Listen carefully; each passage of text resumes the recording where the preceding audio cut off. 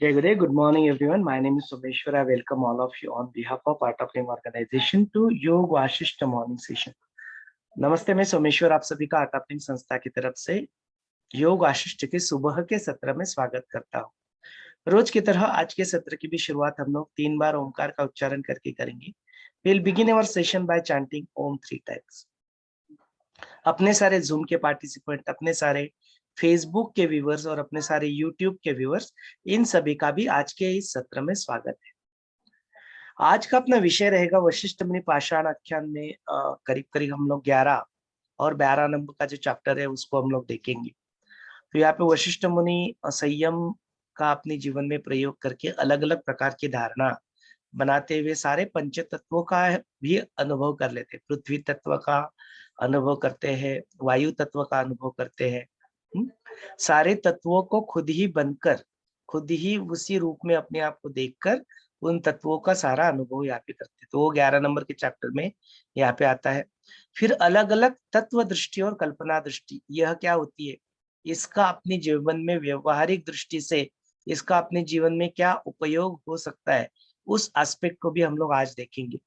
इसके बाद में फिर 112 नंबर का जो चैप्टर आता है उसमें फिर वशिष्ठ मुनि अपने जो जहाँ पे पर्णकुटी में वो वहां पे जाके उन्होंने 100 साल के ध्यान की तपस्या की थी और फिर अभी कुछ समय के लिए वो वहां से निकल के पाषाण आख्यान में पाषाण की तरफ बढ़ रहे थे। वो फिर रिटर्न जाके फिर अपने उसी पर्णकुटी में जाके थे, वो वहां पे उनको और एक सिद्ध नजर आते हैं। फिर उनके साथ उनका अनुभव क्या होता है, वो सारी चीजें फिर हम लोग यहाँ पे देखेंगे। उसके बाद में यहाँ पे फिर जिस तरह से वशिष्ठ मुनि जिस शरीर से वहां पे व्यवहार करते हुए घूमते हुए जो भ्रमण करते हैं उसमें उनको पिशाच योनि का भी एक जैसा अनुभव आता है। फिर वो पिशाच योनि क्या होती है, कैसे होती है, इस तरह के प्रश्न प्रभु रामचंद्र जी पूछते हैं। तो उसके बारे में भी फिर यहाँ पे आज कुछ चर्चा होगी। तो ऐसे कई सारे विविध इंटरेस्टिंग, अपनी जीवन में उपयोगी और कुछ as just as a information, ऐसे कई सारे टॉपिक्स हम लोग आज यहाँ पे कवर करेंगे। जरूर यह इंटरेस्टिंग रहेगा। आपके भी इसमें ऊपर कुछ प्रश्नोत्तर भी जरूर होंगे, फिर उन प्रश्नोत्तर के ऊपर चर्चा करें। फिलहाल के लिए चलिए 3 बार ओमकार का उच्चारण करके अपने सत्र को हम लोग आगे बढ़ाते हैं। आराम से बैठ जाए, रीढ़ की हड्डी सीधी कर ले, गर्दन सीधी कर ले, कंधों को ढीला छोड़ दे, चेहरे पे एक हल्की सी मुस्कान, अंदर से तृप्ति और समाधान का भाव।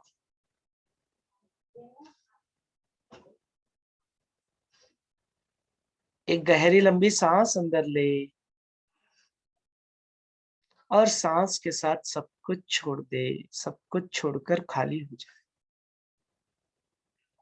एक और गहरी लंबी सांस अंदर ले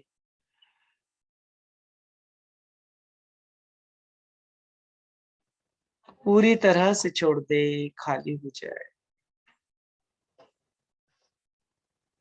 बिकम हालो।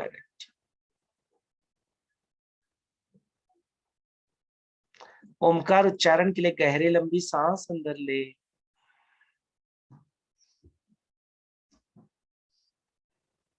ओ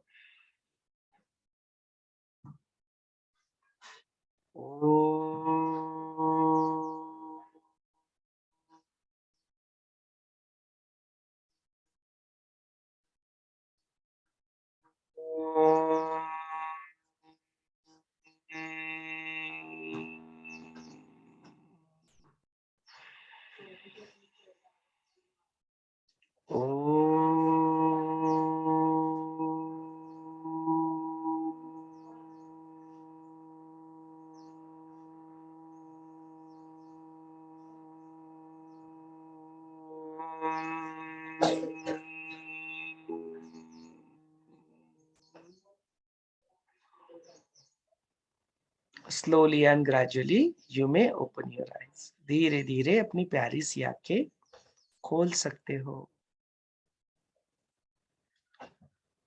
चलिए इस सत्र को भी आपके हवाले कर देते हैं। आपके मन में इस सत्र से रिलेटेड जो भी प्रश्न है जरूर आप उनको पूछ सकते हैं। Over to you all. जय गुरुदेव।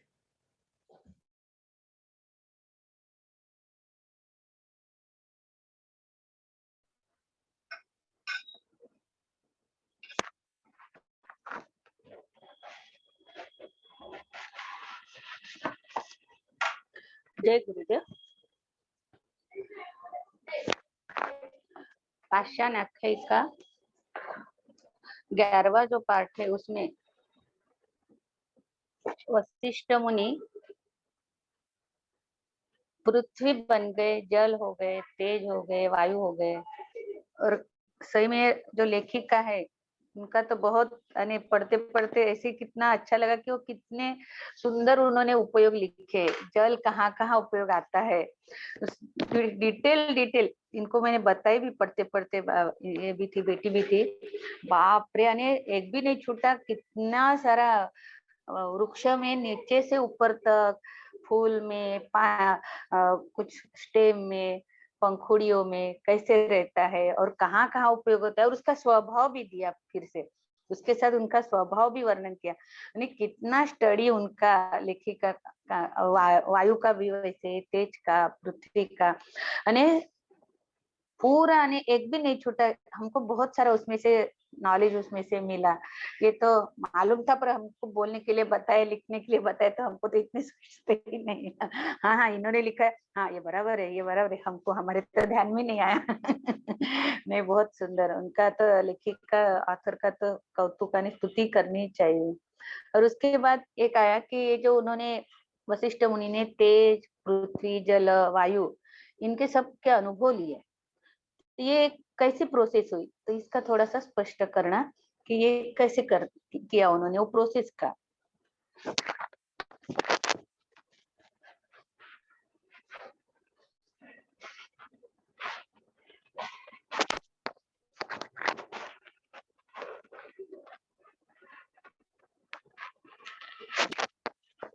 और ये जब वो इसका अनुभव ले रहे थे, तो उनको वहां उनको सुख मिला या दुख मिला, ये कैसे उनको हुआ, क्या अनुभव हुआ। जब वो उस स्थिति में गए थे, तो उनको सुख अनुभव हुआ या दुख अनुभव हुआ, तो इसका एक्सप्लेन करना।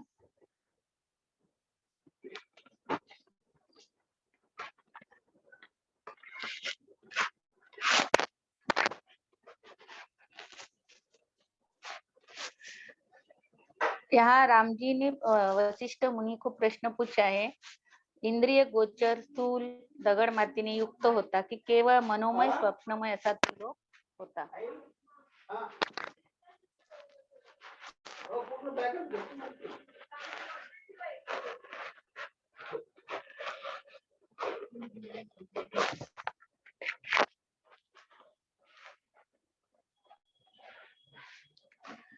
वशिष्ठ मुनि का ये अनुभव वर्णन पढ़ते पढ़ते और सुनते सुनते ऐसे लगा कि सदगुरु भी ऐसे ही देखते होंगे, सदगुरु को भी यही अनुभव आता होगा। और इसमें से हमको ये थोड़ा सा समझ आया कि जाग मुसाफिर घोर भई, बड़े भाग मानुष तन पावा, सुर दुर्लभ सब ग्रंथ न गावा। सब ग्रंथों ने गाया कि जाग, अभी तो भी जाग। ये सही में सुनते सुनते वीडियो और पढ़ते पढ़ते लगा कि बड़े भाग मानुष तन पावा, सुर दुर्लभ सब ग्रंथ न गावा। सब ग्रंथों ने यही बताया है कि जाग मुसाफिर सोर भई। यहाँ एक थोड़ा एक्सप्लेन कर देना। जब तेज का वर्णन होता है, सत्वरूपी देवलोकात तो महाप्रकाशाने युक्त असतो। सर्व पदार्थांना तेज हे सत्ता देणारे असल्यामुळे व सर्वांना प्रकाशित करीत असल्यामुळे चिन्मात्र पदार्थांचे ते सख्य भावंडच आहे। चिन्मात्र पदार्थांचे ते सख्य भावंडच आहे। परमार्थ चेतन चिन्मात्र लक्षण, तर तेज हे जड, एवढाच त्या दोहोंमध्ये फरक आहे। तेज हा क्रियारूप कमिलिनींना विकसित करणारा, प्रकाशित करणारा सूर्य असून भूतलाचे जीवित आहे. तर याचं एक्सप्लेन थोडं करा.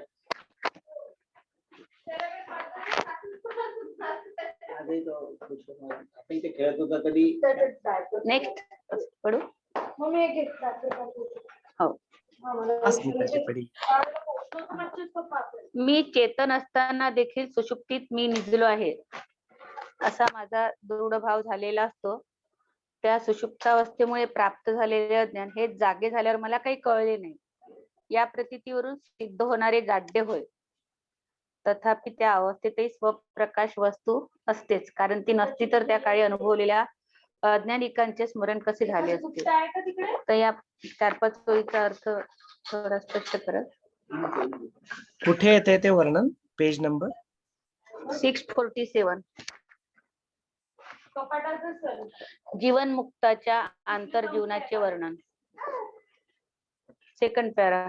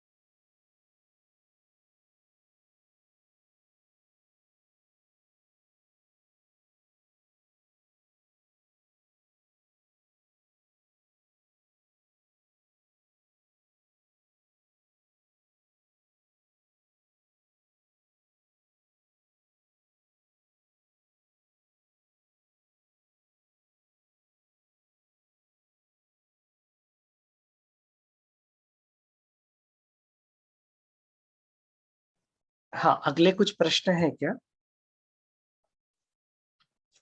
हाँ, एक सेकंड. यहाँ बोला है अतिवाहिक देह केवळ बोधमात्र व अव्यय आहे. याचं एक्सप्लेन करा त्या वाक्यांचं. अतिवाहिक देह केवळ बोध मात्र व अव्यय आहे, असे तत्ववेत्ते लोक जाणतात. वायू धारणेने वायू रूपाचा अनुभव, त्याच्या वरचा पॅरा.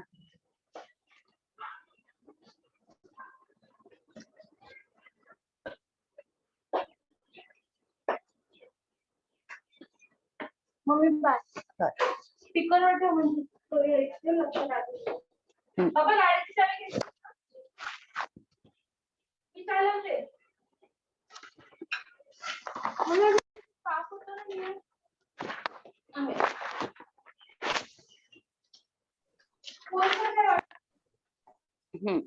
ठीक है, नेक्स्ट चैप्टर के प्रश्न फिर बाद में लेते हैं. Okay okay okay okay. Rama ji, आपके प्रश्न है कुछ? गरिमा जी, रमा जी, बाकी सब लोग कुछ प्रश्न है तो जरूर आप पूछ सकते हैं. सारे प्रश्न स्मिता जी ने कर दिया, मेरा कोई प्रश्न नहीं है. हाँ, ठीक है, ठीक है, ठीक. गरिमा जी, आपके कुछ प्रश्न है? हाँ भैया, ज्यादातर प्रश्नों को तो कवर कर लिया है और बहुत अच्छे से एक्सप्लेन किया. स्पेशली जो पिशाच योनि है, हम लोग हनुमान चालीसा में भी पढ़ते हैं, बहुत पिशाच निकट नहीं आवे, तो मन में आता है कि एक्चुअली ये एग्जिस्ट करते हैं या नहीं, तो या होते हैं तो वो क्यों होते हैं, और हमारे क्या उनका हमारे जीवन पे कोई प्रभाव पड़ता है, या मतलब बहुत सारी भ्रांतियां हैं उन चीजों को लेकर के, तो वो उस पे थोड़ा सा क्लियर करिए.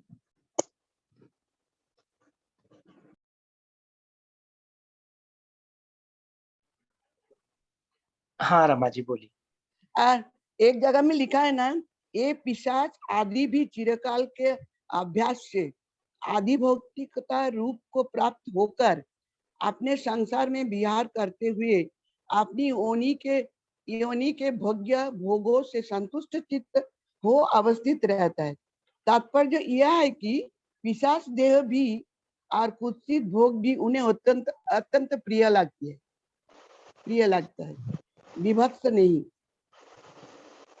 और हाँ, पिशाच जो डिपेंड करता है योनि कि में वो पिशाच किस स्वरूप में आपको दिखाई दे रहे, उसके ऊपर डिपेंड करता है कि आपके मन में उसके प्रति भय उत्पन्न हो रहा है या प्रेम उत्पन्न हो रहा है या कुछ और भावना उत्पन्न हो रही है। ना तो हम लोग पिशाच इस सारे एस्पेक्ट को देखते हैं। वो आपने देखते हैं। पिशाच देह में रहकर भी कुत्सित भोग भी उन्हें अत्यंत प्रिय लगता है।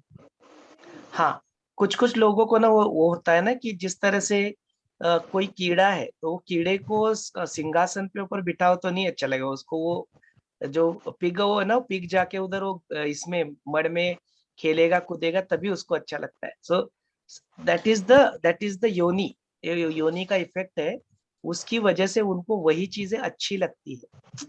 Are you getting this? So वही है कि if you are in fly you will go on the उसके ऊपर ही जाके बैठेगा और उसको वही अच्छा लगेगा। तो दैट इज द योनि का इफेक्ट है उसके ऊपर, no, that aspect is there. तो ऐसे सारे प्रश्न है ना दी, कुछ प्रश्न है ऐसे अलग अलग, तो आप जरूर उसको पूछे, फिर उसके उस पर चर्चा करेंगे हम। आपने तो भैया कि उनको और देवता लिखे बोलो बोलो बोलो गरीब। नहीं, भैया हाँ ने बोला ना कि उनको भी देवताओं के जैसे ही शक्तियां प्राप्त होती हैं या सिद्धियां, तो वो कहाँ तक सच है, या मतलब फिर अगर ऐसा सोचे तो एक मन में डर आता है, स्पेशली क्योंकि हमने तो कभी पिशाच का या ऐसे कोई अनुभव नहीं किया, बट वो हॉरर मूवीज ही देख करके मन में कॉन्सेप्ट है। तो फिर अगर उनको इतनी शक्ति है तो वो हमको कैसे असर करती है?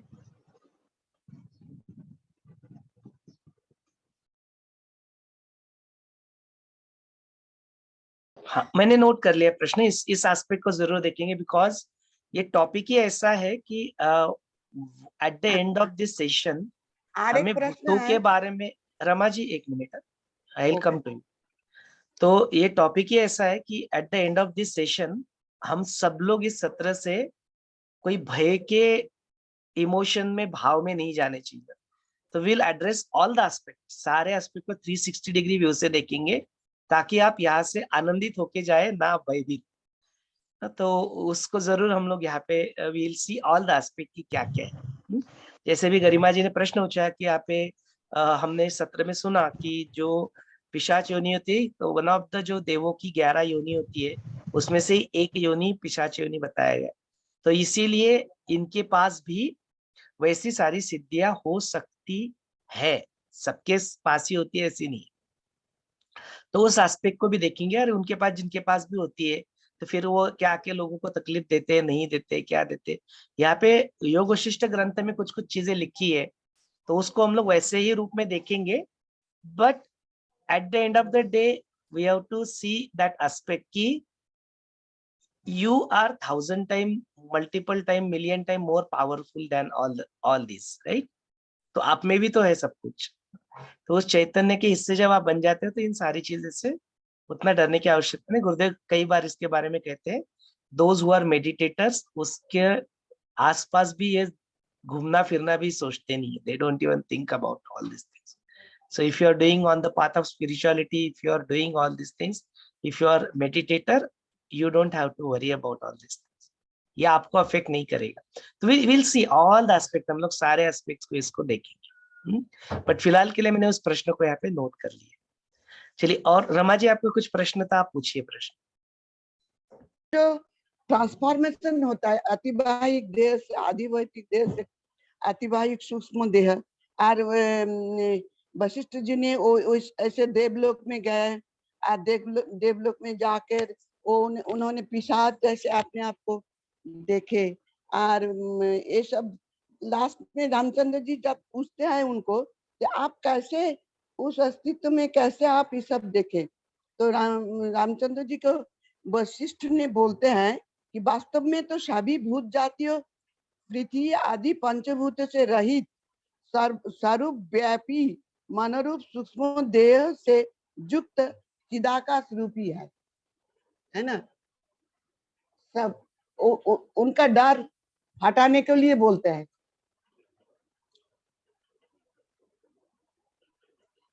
सुनाई नहीं दे रहा है।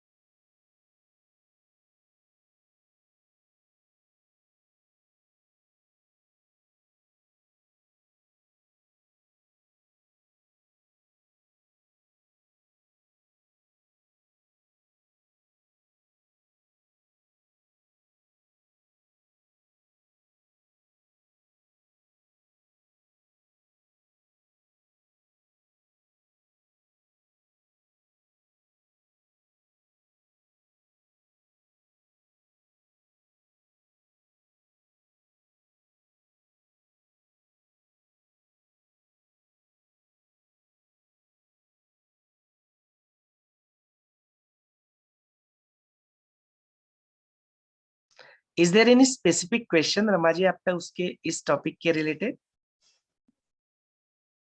हाँ मैंने अनम्यूट कर लिया, मैं म्यूट पे था। अभी आ रही है आवाज?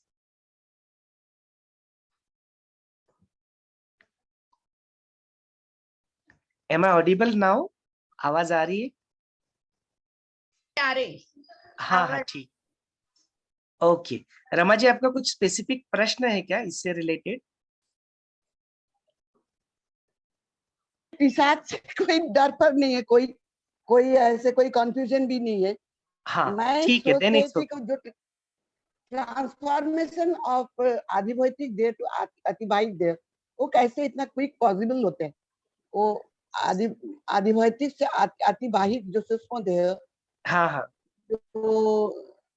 जो वशिष्ठ जी ने लेते हैं, कभी कभी बोलता है कि वो मैं ना हुआ था ना था, मेरा कोई दुख नहीं था सुख नहीं था, ऐसे जो ट्रांसफॉर्मेशन था वो क्या केवल तत्वगानी लोग ही से होते हैं?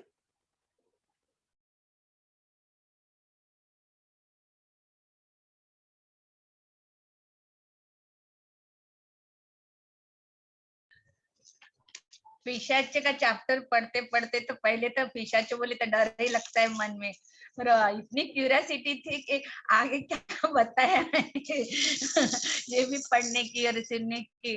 तो इसमें भी पिशाच का भी इंक्लूड कर लिया है, तो बहुत अलग और अच्छा अद्भुत लग रहा था। तो आपके वाणी से सुनना है हमको भी पिशाच के बारे में। जरूर इसके बारे में बात करेंगे स्मिता जी। ज्यादा पिशाचों के बारे में मत सुनो। ठीक है, किसी के बारे में भी सुनो, उसको नॉट ओनली पिशाच के बारे में, देवों के बारे में भी सुन के मुझे देव बनना है, इंद्र बनना है, वो भी वासना ही है। दोनों भी वासनाएं तुम्हें जन्म मृत्यु के चक्कर में फंसाने वाली है। तो ये जो द्वंद्व जो है ना अपने जीवन में, ये एक अच्छा है ये बुरा है, इसको सुनो उसको नहीं सुनो, ये बिगिनर्स के लिए ठीक है। बाद में इन सब चीजों का कुछ इफेक्ट नहीं होना चाहिए। हम्म? तो ज्यादा तो वैसे भी सुनना ही नहीं है, बहुत ज्यादा नेगेटिविटी उसके बारे में ज्यादा सुनते नहीं है। तो एक एक जो प्रश्न जो निकल चुका है उस वक्त अनायास आ गया, तो फिर अनायास ही वशिष्ठ मुनि इसके बारे में बात करते, उतना ही इम्पोर्टेंस उस बात को देके उतनी ही बातें क्लियर करके मुक्त होके जाना है। हाँ, सो वही पर्पज रहेगा, ज्यादा कम के चक्कर में अभी फिलहाल की आज के लिए सत्र में नहीं पढ़ते, बिकॉज आज के सत्र का टॉपिक ही वही है। नहीं तो फिर सत्र का टॉपिक वही है और फिर बोलेंगे अरे इसके बारे में सुनना नहीं, बात ही नहीं करना, तो ये नहीं चलता है।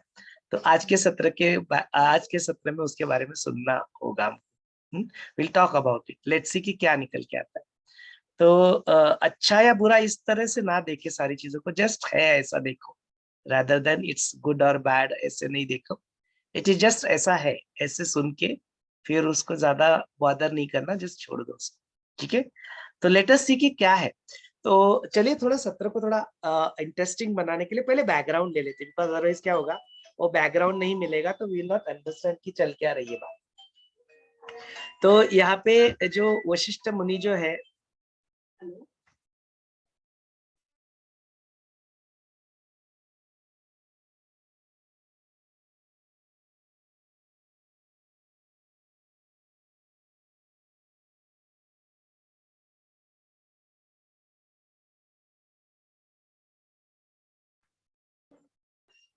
हाँ, तो इसका थोड़ा बैकग्राउंड हम लोग देख लेते हैं कि होता यह है कि वशिष्ठ मुनि जो है वो पाषाण आख्यान में आगे बढ़ती है स्टोरी, तो पाषाण में जाते हैं, फिर उसमें वहां पे पूरा ब्रह्मांड का प्रलय वहां पे देख लेते हैं, उससे फिर बाहर निकलते हैं, फिर बाहर भी उनको कई सारे ब्रह्मांड वहां पे दिखाई देते हैं अलग अलग लोग। और इतना सब कुछ देख के फिर जो अपने वशिष्ठ मुनि जो है वो अपनी जो पर्णकुटी जो रहती है उन्होंने जो 100 साल अपने को ये करने के लिए जो पर्णकुटी जो बना के रखी होती है, वो उस पर्णकुटी के पास फिर से लौट के जाते हैं। तो ये सारा जो भ्रमण यहाँ पे होते हुए दिखाई देता है वो कोई फिजिकल भ्रमण की बात नहीं हो रही है, it is happening at the level of सूक्ष्म देह, लिंग देह जो कहते हैं, उस सूक्ष्म देह से ये कहते हैं।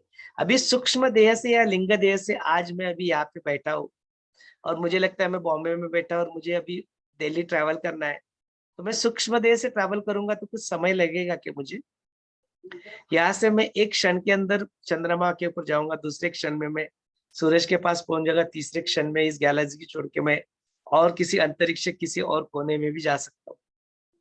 क्यों? क्योंकि मुझे कुछ फिजिकल मैटर के रूप में ट्रैवल नहीं करना है। इट्स अ मनोमय। और मन की गति कैसी है? बोलते it is very very fast. एक ही क्षण मात्र में कई सारा डिस्टेंस आप मन की गति से ट्रैवल कर सकते हो। तो इसके लिए वो ट्रैवल जो होता है कि यहाँ से वो हो गया, इधर से हो गया, वो फिर अपने पढ़ने को, तो वहां पे समय का कुछ डिस्टेंस का कुछ बात नहीं है। तो क्षण मात्र में ही वो उनके लिए वो संभव हो जाता है। बिकॉज जिस चिदाकाश रूप में वशिष्ठ मुनि अपने आप को देखते हैं, वहां पे काल जो है, ये सारे इसके सारे बंधन नहीं होते। तो क्षण मात्र ही फिर वो अपने ही जो जहाँ पे उन्होंने पर्णकुटी बनाई होती है वहां पे पहुंच जाते, तो उनको वहां पे दिखता है कि वहां पे और ही एक सिद्ध वहां पे बैठे हैं, और वो सिद्ध उनकी जगह पे बैठ के वहां पे ध्यान कर रहे, ध्यानस्थ हो रहे।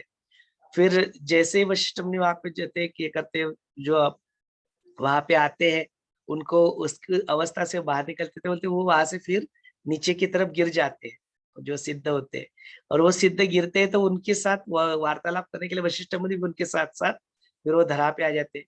लेकिन वो एक नोटिस करते हैं कि बोलते गिरने के बावजूद भी उनका जो स्थिति जो रहता है, पद्मासन जो रहता है, वो बिल्कुल हिलता नहीं। ऐसा नहीं कि वो गिर गए, नहीं, वो बिल्कुल बाकायदा वहां से निकल के उसी पद्मासन की स्थिति में ही आके वो भूतल के यहाँ पे आ जाते हैं, बिल्कुल उसी पद्मासन की स्थिति में। फिर वहां पे आके उनका फिर वो जो ध्यान है वो ध्यान भंग होता है, और फिर वशिष्ठ मुनि और वो जो उनका दोनों का वार्तालाप होता है। तो फिर वहां पे राम जी प्रश्न पूछ ही लेते हैं, अरे आप तो चिदाकाश में थे, चिदाकाश के स्वरूप में थे, आपको सिद्ध कैसे दिखाई देगा? वो सिद्ध वहां पे कैसे आपकी जगह पे पहुंच गए? बोलते वो जो दो सिद्ध जो रहते हैं, बोलते उनके सत्य संकल्प कि उनके पास सिद्धि होती है। तो बोलते जैसे उनका सत्य संकल्प हो जाता है, तो बोलते वो जो अपना चिदाकाश स्वरूप छोड़ के वो स्थूल शरीर में आ जाते। तो मैंने वैसा सत्य संकल्प किया कि मैं इनको दिखूं। तो जैसे मैंने वो सत्य संकल्प किया, वो चिदाकाश से जो आदि भौतिक शरीर जो है, जो अपना प्रश्न भी रमा जी ने भी आप पूछा कि जो अधिभौतिक शरीर और जो अतिवाहिक शरीर है, इसके अंदर का जो ट्रांसफॉर्मेशन होता है, वो ट्रांसफॉर्मेशन कैसे होता है ना? तो ये सारी चीजों के बारे में क्षण मात्र में होता है। उनका जो संकल्प होता है ना, एक संकल्प मन में उठने के लिए कितना समय लग सकता है? तो बोलते ये संकल्प मात्र से ही सब कुछ हो जाता है ना? संकल्प मात्र से ही वो अपनी इसमें उनको दिखाई देते उनको।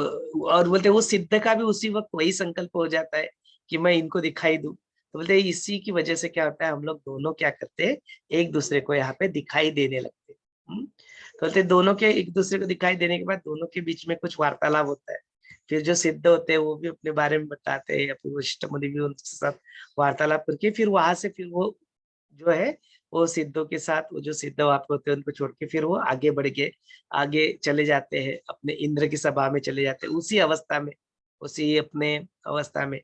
तो अभी वो ना पूरा चिदाकाश स्वरूप है, ना पूरा अधिभा भौतिक शरीर, न समवेयर इन बिटवीन, चित्ताकाश में ही इस तरह का कुछ तो अलग से ही शरीर उनका है।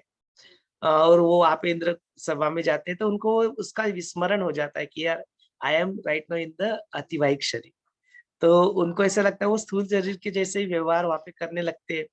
और ऐसा व्यवहार करते करते करते करते somebody just trying to get up, रथ के ऊपर चढ़ना, ये सारी प्रक्रिया होती थे। तो अनायास से उनका ऐसे हाथ बढ़ा देते किसी को हाथ या सपोर्ट देने के लिए।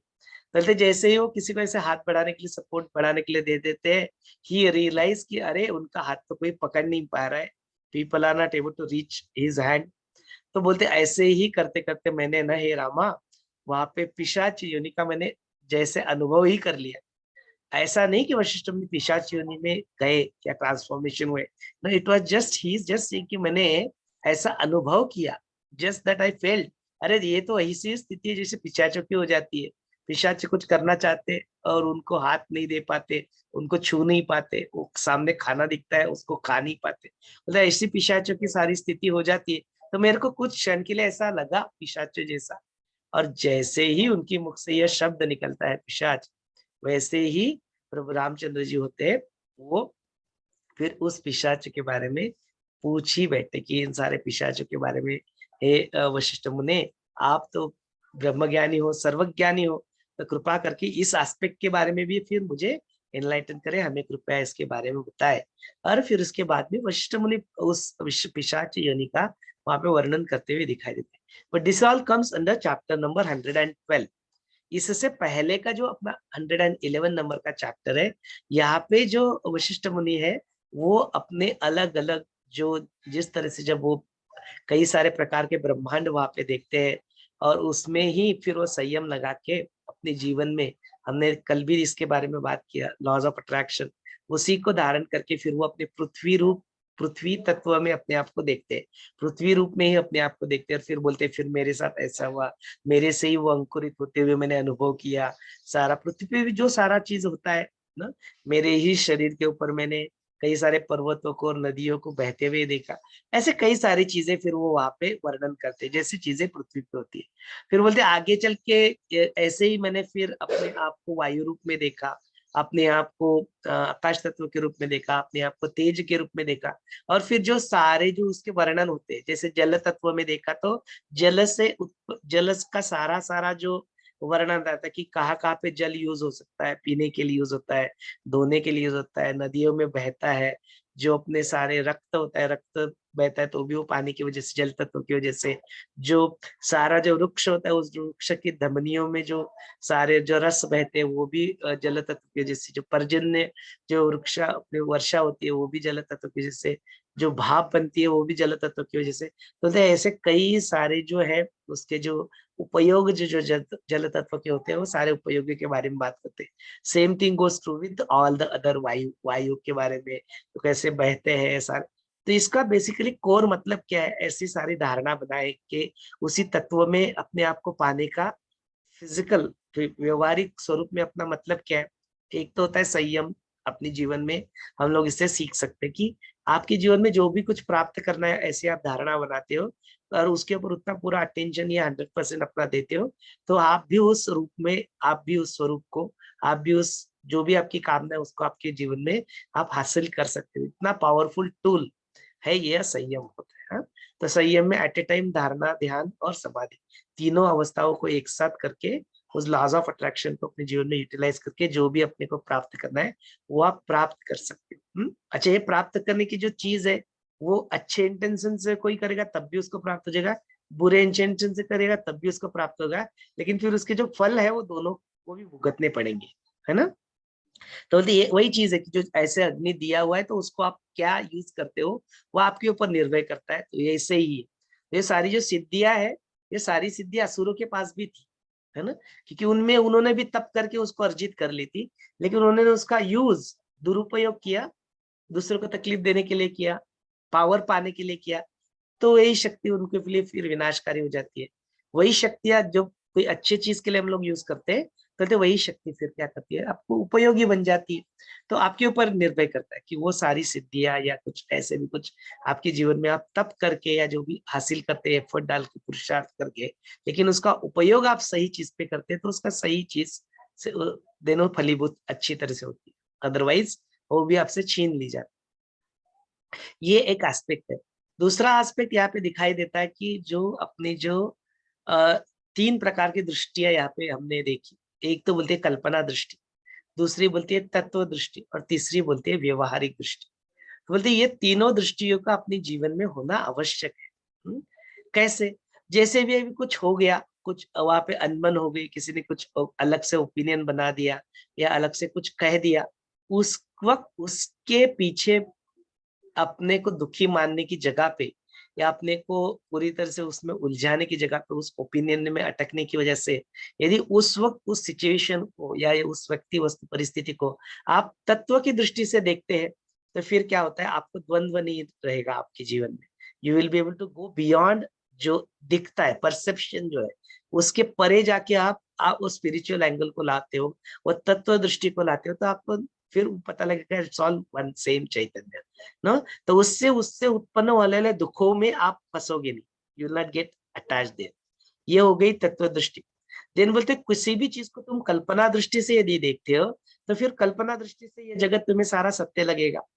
यदि वो फिर सत्य लगेगा, कल्पना दृष्टि से देखोगे सत्य लगेगा, फिर सत्य लगेगा तो उसके उस अरे उत्पन्न होने वाले सारी चीजें जो उसका व्यक्ति वस्तु परिस्थिति का जो प्रभाव है तो वो भी तुम्हें पड़ेगा, और फिर तुम्हारे उससे उत्पन्न होने वाले सारे द्वंद्व, चॉइसेस, पाप पुण्य, सारी चीजें जो होती है वो भी तुम्हारे पिक्चर में आएगी। फिर सुख दुख का भी तुम इसमें क्या करोगे, अनुभव करेंगे। कई सारे विकारों का भी तुम शिकार बनोगे, काम क्रोध लोभ मद मोह मत्सर तुम्हारा फिर वो सत्य लग के तुम विषयों के पीछे भी भागते रहोगे। बोलते ये सारी चीजें होती है कल्पना दृष्टि से होती है, बिकॉज ये सारी जगत की उत्पत्ति कल्पना मात्र है। तो ये कल्पना मात्र से सब कुछ देखोगे तो तुम्हें फिर ये सारा जगत सत्य लगने लगेगा, वो कल्पना ही है तुम्हारी, कल्पना से ही फिर वो सत्यवासित होगा ना। तो इस तरह से देखो। और बोलते तीसरी जो दृष्टि है फिर वो बोलते हैं व्यवहारिक दृष्टि। तो बोलते हैं कई कुछ चीजें जब तुम करते हो तो उस वक्त तुम ऐसे आध्यात्मिक या जो काल्पनिक दृष्टि से मत उसको देखो, नहीं तो फिर व्यवहार ही नहीं कर पाओगे, है ना। कुछ तत्व दृष्टि से, तात्विक दृष्टि से उसको देखोगे तो फिर कुछ करने की आवश्यकता ही नहीं बचेगी।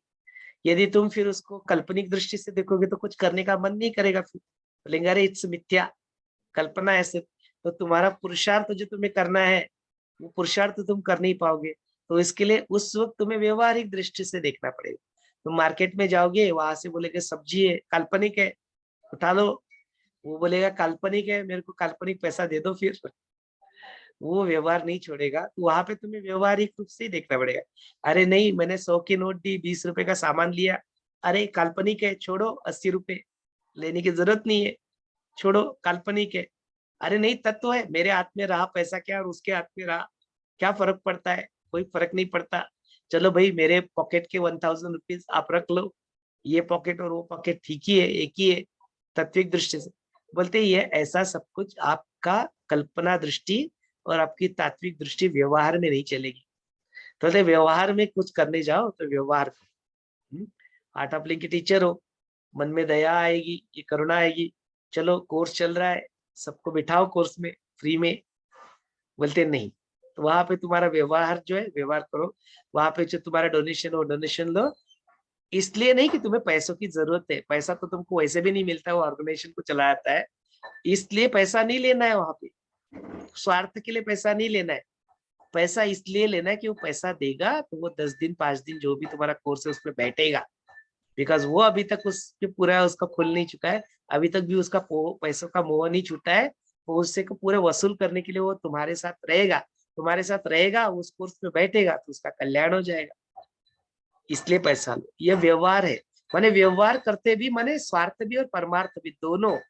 कैसे हम लोग इसकी जीवन में अपने जीवन में उसको अचीव कर सकते हैं, इसका बड़ा सुंदर एग्जाम्पल है। तो जहाँ पे व्यवहार करना है वहां पे व्यवहार करो, कॉमर्स को निकम्मा मत समझो। जो आप टीचर बैठे क्लास में और तुम बोलेगे चला कोई बात नहीं, क्या फर्क पड़ता है, वैसे ही मैं चैतन्य हूँ, क्या फर्क पड़ेगा, वैसे ही ये तो कल्पना है, यहाँ पे टीचर है ही नहीं, कि टीचर तो एग्जिस्ट ही नहीं करते, तो चलो क्या जरूरत है कुछ सुनने की, कुछ होमवर्क करने की, क्लास वर्क करने की, कोई जरूरत नहीं। बोलते वहां पे ऐसा नहीं चलेगा, वहां पे तुम्हें व्यवहार से जो प्रोटोकॉल है, जो सामाजिक प्रोटोकॉल जो है, वो व्यवहार को तुम्हें करना शारीरिक रूप में तुम्हें वो एप्लीकेबल होगा। जैसे ही ध्यान करने बैठ जाते हो, अपने स्थूल शरीर को पीछे छोड़ने की वक्त आ जाती है, उस वक्त पूरी तत्व दृष्टि अपनाओ। I am nothing, I am doing nothing, मुझे कुछ नहीं चाहिए, ध्यान कर रहा हूँ अभी कुछ नहीं चाहिए मुझे ना। माने व्यवहार करते समय बाहर से पूरा पूरा 100% व्यवहार, लेकिन अंदर से पूरे शांत, अंदर की पूरी स्थिति शांत। माने शिव है, बैठ गए शांत, स्पंदन करने लगे, एक्टिविटी में आ गए, पूरी एक्टिव, पूरी शक्ति, शक्ति का स्वरूप, पूरा स्पंदन 100% जो देना है वो पूरा देके वहां पे वो कार्य करो, पूरा व्यवहार को संभालो। उसमें कोई तत्व दृष्टि या कल्पना दृष्टि मत लगाना, लेकिन जब ध्यान करते हो तब उसमें कोई कल्पना दृष्टि और व्यवहारिक दृष्टि मत लगाना कि मैं ये ध्यान करूंगा, कितने मिनट का ध्यान होगा, 20 का मिनट का हो गया, 10 मिनट का होगा, उससे मुझे क्या प्राप्त होगा, ये व्यवहार मत लगाना ध्यान करते समय, समाधि लगाते समय। समाधि कोई व्यवहार नहीं हो रहा है ना, जो ऐसा होगा तो ऐसा होगा, वैसा होगा तो ऐसा होगा, ये बात नहीं है वहां पे। तो इस बात से अवगत रहे। तो इसका मतलब क्या है, सारे जो दृष्टिकोण जो है अपने जीवन में, वो सारे दृष्टिकोण सही स्थिति में, सही कॉन्टेक्स्ट में, सही तरीके से जब आप उसका प्रयोग अपने जीवन में करते हो, फिर उसका आपको लाभ मिलता है। लाभ मिलता है मैंने, कुछ बहुत पैसा मिल जाता है, कुछ भला हो जाता है, ये वाली बात की लाभ की बात नहीं कर रहा हूं मैं। Basically it helps you to achieve that परमानंद, सच्चिदानंद, जो सारा इस संसार का मूल है, जो समाधि की अवस्था, जो चैतन्य अवस्था में आप अपने आप को प्राप्त करते हैं, उसका सब जो मूल है, उस मूल स्थिति को आप क्या हो सकते हो, प्राप्त कर सकते हो। और फिर वहां पे सब कुछ संभव है, वहां पे असंभव सी कोई बात ही नहीं है। तो इसीलिए इट्स वेरी इंपॉर्टेंट, ये ज्ञान जो है ना, अक्सर लोग क्या करते हैं ना, इस ऐसे कुछ स्पिरिचुअल जो कोर्सेस होते हैं या ऐसे कुछ डिस्कोर्सेस होते हैं, तो बोलते हैं चलो अभी तो हम लोग तो गृहस्थाश्रम में है, जब बूढ़े हो जाएंगे, 60 साल के हो जाएंगे तब देखेंगे। अरे भाई 60 साल के होके उसको इस ज्ञान को प्राप्त भी कर भी लोगे तो उसको क्या यूज करोगे? तो अभी जो स्टूडेंट है, इस स्टूडेंट को यदि संयम का ज्ञान आज आ जाए तो अपने पढ़ाई में कितना अच्छी तरह से मन लगा के पढ़ाई कर सकता है। अपने जो मार्क प्राप्त करने, अपने को जो भी जेई, जो भी आपको इंजीनियर, डॉक्टर कुछ भी बनना है, मतलब उसके लिए ये ज्ञान कितना आपके जीवन में परिवर्तन लाएगा। ये ज्ञान यदि आपको आ जाता है, ये साधना आपके जीवन में आ जाती है, तो आपके जीवन में यह कितना परिवर्तन ला सकता है। ये सारा अध्यात्म यदि समझ लो, मतलब ये सारा जो ज्ञान है, ये सारे जो दृष्टिकोण है, ये जो सारे विजन जो है, व्यवहारिक दृष्टि, काल्पनिक दृष्टि और तत्वता दृष्टि, मतलब ये जीवन में पहले से इसका ज्ञान मिले तो फिर अपना व्यवहार भी कितना सुंदर कर पाओगे। ध्यान करने बैठोगे तो ध्यान भी कितना क्वालिटी हो जाएगा, ध्यान कितना समाधि अच्छे से लग जाएगी। और जो अपना व्यवहारिक दृष्टि में अपना व्यवहारिक दृष्टि यूज करोगे, काल्पनिक दृष्टि फिर देखोगे कि सारा जगत जो है काल्पनिक है, और तात्विक दृष्टि से देखोगे तो अपने आप को समाधि की अवस्था में पाओगे। माने शिव भी आप बन जाओगे, शक्ति भी आप बन जाओगे। जिस वक्त जिस चीज की वहां पे आवश्यकता है, वो स्वरूप ही उसका ही आप वहां पे कर लोगे, तो फिर कितना यूजफुल है ना दिस इंफॉर्मेशन, दिस ज्ञान, this knowledge is so important, अपने जीवन में बहुत आवश्यक है। वो जो 111 नंबर का जो चैप्टर है, उसका यही सार है कि अपने जीवन में वो धारणा, वो संयम लगा के आप जीवन में सब कुछ प्राप्त कर सकते हो। लेकिन वो प्राप्त करने के लिए आपका उद्देश्य एक ऐसा होना चाहिए कि ताकि अपने जीवन में मैं किसी के लिए कुछ कल्याण करूं, किसी के जीवन में इस ज्ञान का कुछ उपयोग करूं, वो पसायदान। तो फिर ऐसी स्थिति में कुछ मांगने की बात आती है तो संत ज्ञानेश्वर जब अपना ज्ञानेश्वरी पूर्ण कर लेते हैं तो 18वां जो चैप्टर रहता है उसमें पसायदान मांगते हैं, बोलते सारे विश्व का कल्याण, सबके मन में जो है वो उसको मिल जाए। इस तरह से सारे विश्व की कल्याणकारी वसुदैव कुटुंबकम का जो पसायदान है, वो पसायदान दानेश्वर मांगते हुए दिखाई देते। कहते ऐसी स्थिति में वही पसायदान मांगो। और जो पुरुषार्थ करना है, वो आपके जो रोल निभाने हैं, आप स्टूडेंट हो तो आपको पढ़ाई करना है, आप जॉब कर रहे हो तो आपको जॉब करना है, यदि आप अध्यात्म की मार्ग पे हो, संन्यास की मार्ग पे हो, तो वो अपने कर्तव्य को निभा के उस ज्ञान को स्प्रेड करना है, सबको प्राण शक्ति सबके ऊपर उठाना, ये आपका कर्तव्य बन जाता है। तो उस कर्तव्य को आप निभाओ। आपके जीवन का जो उद्देश्य है उसे प्राप्त करते करते जो अपना मूल उद्देश्य है, जो मुक्ति या मोक्ष, फ्रीडम, सेल्फ रियलाइजेशन, उस ब्रह्म ज्ञान को, उस आत्म ज्ञान को प्राप्त करना ही अपने जीवन का मूल परम जो है उद्देश्य है, उसको ना छोड़ते हुए बाकी की सारी चीजें भी अपने जीवन में आप करते हो, तो अपने जीवन के दोनों उद्देश्य को आप सफल कर सकते हो, पारमार्थिक भी और व्यवहारिक भी। दोनों उद्देश्य आपके जीवन में आपके सफल हो जाएंगे। इतना सुंदर ये ज्ञान है। तो फिर आगे बढ़ते हैं थोड़ा सा, तो फिर जो वशिष्ठ ने जो प्रभु रामचंद्र जी का ये प्रश्न सुन लेते पिशाच के बारे में, तो उसके बारे में हम लोग चर्चा करेंगे। लेकिन पहले ये जो एस्पेक्ट अभी हमने कवर किया, ये समझ में आया नहीं आया, कुछ इसके ऊपर कुछ प्रश्न है तो जरूर आप उसके बारे में पूछ सकते हो। Then will continue to the next topic. ये एस्पेक्ट क्लियर हो गया सबको? मतलब संसार में रहकर भी ये तीन तरह का जो दृष्टि, व्यावहारिक, पारमार्थिक और तात्विक जो दृष्टि है, अगर हम लोग ठीक ठीक जगह में ठीक ठीक समय अप्लाई करते चले तो कोई द्वंद्व का अवकाश ही नहीं होता। यही बिल्कुल बिल्कुल। समझना है। हाँ, यही तात्विक समझना है। दृष्टि ही पारमार्थिक दृष्टि है, काल्पनिक दृष्टि माने जगत की दृष्टि जो है, यस। और जो व्यवहारिक दृष्टि है वो जगत में ही आता है, बट थोड़ा सा अलग दृष्टि, जैसे जस्ट जैसे काल्पनिक। जैसे कम उम्र में मुझे लगता था, जैसे रामकृष्ण देव ने बोले ना, टाका माटी, माटी टाका, दैट मीन्स मनी इज क्या बोले, मिट्टी को क्या बोले, डस्ट या धूल, एंड धूल इज, डस्ट इज मनी। तो दोनों को ट्रांसफर कर दिए थे। तो उस समय मुझे दिमाग में उतना घुसा नहीं था, तो व्हाई ही सेड टाका माटी माटी टाका। तो मतलब ऐसे नहीं, वो तात्विक दृष्टि से बोले थे कि तुम ऐसे सब चीज को देखो, तत्व दृष्टि से देखो, व्यवहारिक दृष्टि से देखो एंड काल्पनिक दृष्टि में देखो। जो तीनों दृष्टि तुम्हारे अगर अलग अलग हो तो तुम्हारा कोई भी द्वंद्व तुम्हें ये नहीं करेगा, तुम ठीक ठीक जगह में ठीक ठीक चीज अप्लाई कर सकोगे। यही मुझे समझ में आया था। अभी जो ज्ञान सत्य चलता है तो अभी कोई कंफ्यूजन नहीं होता, ठीक ठीक जगह में ठीक ठीक ज्ञान अप्लाई करो। बहुत सुंदर। स्मिता जी कुछ कहना चाहते? आपने जो अभी बताया कि दृष्टि रखो 3 प्रकार की, ये बहुत सुंदर बताया कि व्यवहार में तो रहना ही है, संसार में तो रहना ही है, पर संसार में रहते रहते परमात्मा में लीन होके ही रहना है। और जो कल्पना दृष्टि है तो ये बहुत अच्छा है कि ये जो दृश्य जगत दिखता है, जगत दृश्य, तो ये मिथ्या है, ये सब कल्पना है हमारी। तो ये वहां तक पहुंचने के लिए आज की जो बताया ना, आज का पॉइंट है बहुत ही सुंदर, ये निधि ध्यास के लिए बहुत उपयोगी आएगा। ये जो सब दिखता है, ये जग सब मिथ्या है, ये हमारी कल्पना से ये बना हुआ है। तो ये योग वासिष्ठ से हमको आज बहुत सुंदर नॉलेज हमको प्राप्त हुआ है, और ये निधि ध्यास के लिए बहुत उपयोगी है।